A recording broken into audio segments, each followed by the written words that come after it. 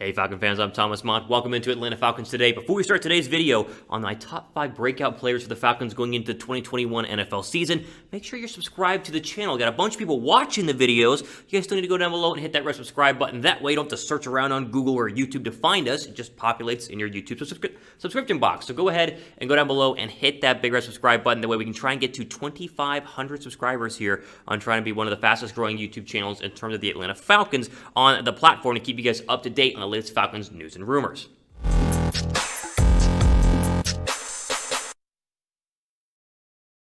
All right, so I want to jump into today's Falcons video, really focusing on 5 potential huge breakout players for the Atlanta Falcons going into the 2021 NFL season. Every single year, there's some no-name guy or a lesser-known guy who bursts onto the scene and plays really, really well. I'm going to try and predict one of them, or at least maybe 5 of them, I think could go ahead and burst onto the scene as one of the new breakout candidates for this season. So let's start with the running back position, and really the only running back the Falcons really have on their roster right now, at least the only decent running back they have on their roster, and that is newly signed free agent Mike Davis. Now, Mike Davis, of course, he's a Carolina guy. He's been with the Panthers for the last couple of seasons, and really he comes over as a free agent, which I thought he was going to be the number 2 running back because they would draft somebody in the 2nd or 3rd round of the NFL draft. They ended up not drafting by any running backs at all during the 2020 NFL draft, and so, or 2021 NFL draft, I should say. And so here we are. Mike Davis is now the number 1 running back on the roster, and will be getting the bulk of the carries in every single game, I guess, which is still weird to go ahead and think about. Not because Mike Davis is a bad player, it's just because Mike Davis has never really been the guy for any extended amount of time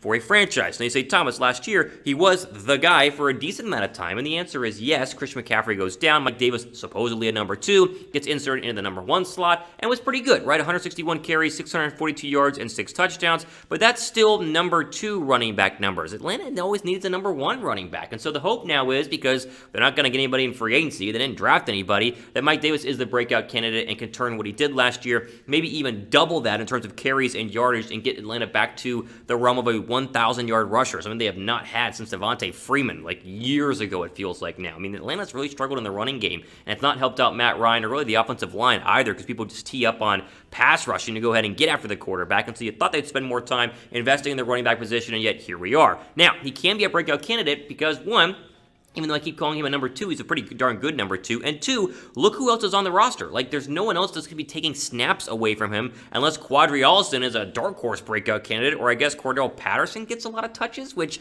doesn't seem very likely because he's more of a hybrid wide receiver / running back, really there to be a kick return guy. Currently number 2 in the depth chart according to ESPN, but in reality, Allison and Tony Brooks-James are going to be your 2 backup running backs unless they want some undrafted free agent guy to go ahead and make the roster and take the reins over as a number 2 guy. So the hope is, I think, more so than the expectation, that Mike Davis will become a breakout player for the Falcons, because they need him to, and they need this running game to go ahead and be kickstarted, because even though Todd Gurley had 9 touchdown rushes last year, not a lot of carries and not a lot of yards overall, and it's something that keeps saying Atlanta has struggled in the running game department for a long time, and I guess the hope is now that Mike Davis can take it over and become the breakout candidate every Falcon fan hopes that he can be. Best of luck to Mike Davis. I hope that he is going to go ahead and be the number 1 breakout candidate for Atlanta. Okay, down below, comment section, which Falcon is most likely to break out in 2021? Do you have a name? Is it Mike Davis? Is it somebody else? Let me know what you guys think down below right now in the comment section.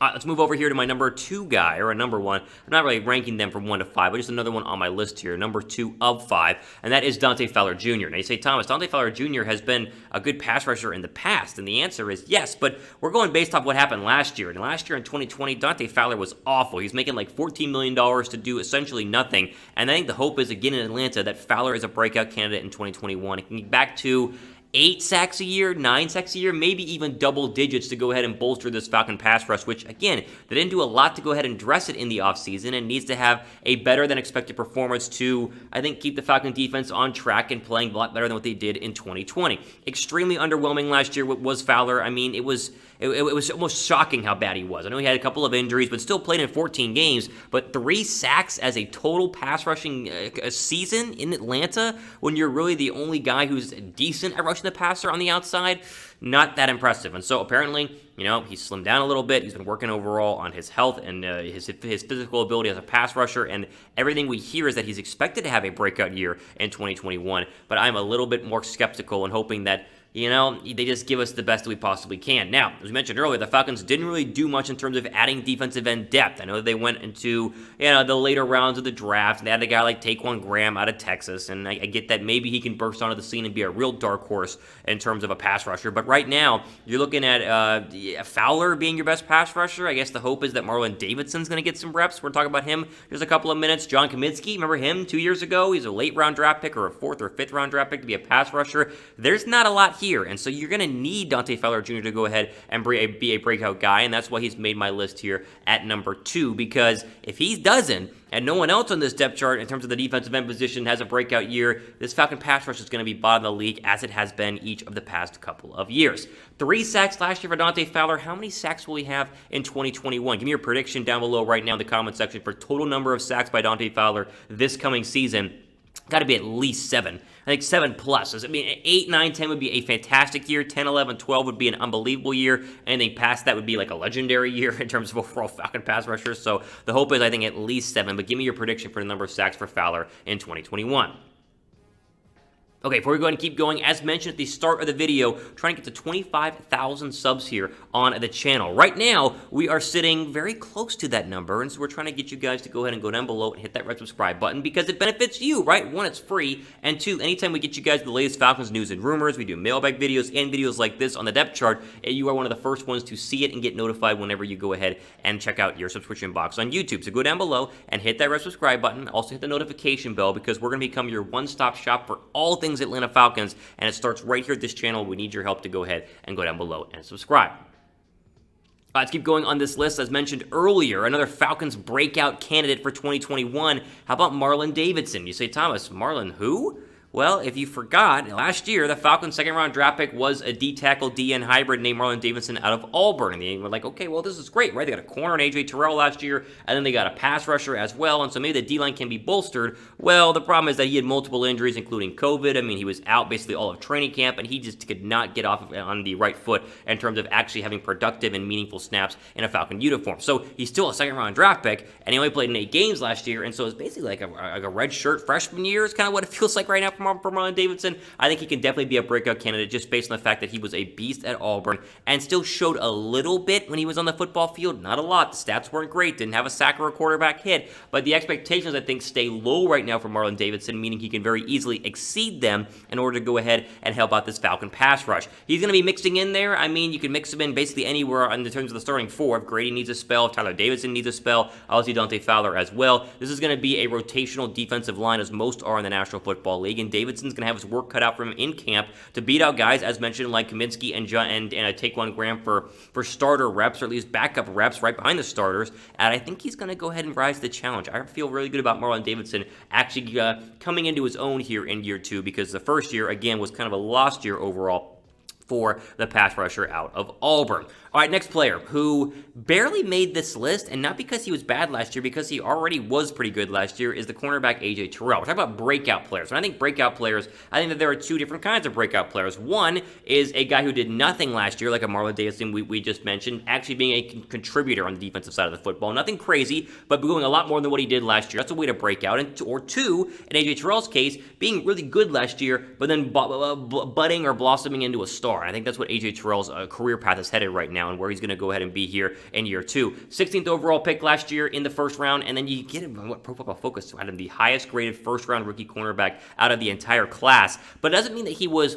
lights out. He wasn't phenomenal last year. He was just really, really good for what you expect from a rookie overall. So the expectations were low. He exceeded them and had a really good rookie season in 2020. I think there's a huge chance for some exponential growth from what it was in year 1 to year 2, and that's why he goes ahead and makes my list here as potential breakout star. He started almost every single game, right? He played in 14 games last year, was a starter on the outside for the majority of that, did have the 1 interception, 74 tackles, not afraid to get his nose dirty there in terms of actually coming up and making plays from the cornerback spot. Another position group the Atlanta Falcons did not really address in this year's NFL draft. He thought they would trade back from 4 and look for a guy like Patrick Surtain or a Caleb Farley. Not the case. And now it's Terrell and Sheffield on the outside, and that's probably what you're going to have as your starters, with Isaiah Oliver potentially being in the slot. And then you got Fabian Morrow being a backup guy, more of a special teams guy, mixing in there as well. But Terrell, I think, has a massive opportunity to really, I mean, burst onto the scene and become a really good cornerback in the National Football League. It's one of the few hits they've had in the draft the past couple of years. This one was for sure a hit.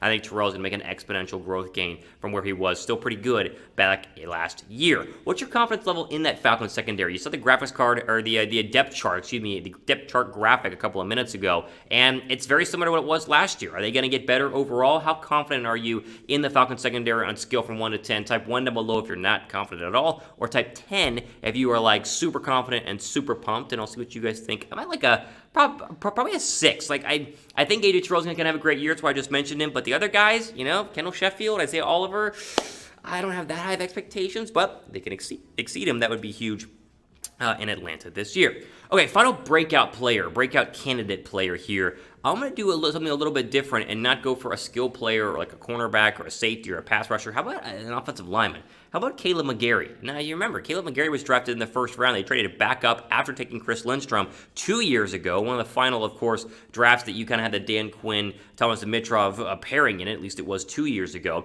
And even though he started all 16 games his rookie year, he just wasn't that great last year in 2020. I mean, he's played a lot of right tackle, but he was by no means better than what he was really in 2019. And so you thought he would kind of trend up, and then he turned down a little bit. So much so that the Atlanta Falcons technically drafted some competition by taking the Michigan offensive tackle in Jalen Mayfield. Now, Mayfield, of course, is competing right now for the left guard spot, according to the most recent report out of Falcons rookie minicamp. But that does not mean that if McGary were to struggle, that Mayfield could go ahead and take his spot at right tackle, because, of course, Mayfield has a lot of experience at tackle. I think McGary is going to shine with this competition, and really shine with the fact that he's in year 3. Whenever I got to talk to him at Falcons training camp, was it 2 years ago when he was a rookie, the one thing that I kept remembering and kept thinking about as I'm standing next to him is that he's massive. He's a huge human being, a lot bigger than a guy like a Chris Lindstrom who lines up right next to him at right guard. And so I think McGary can take all the strength that he has and all the ability that he has from a skill position and put it all together here in year 3. Flashed in year 1, not so great in year 2, is going to get pushed by some competition. And hey, guess what? Arthur Smith,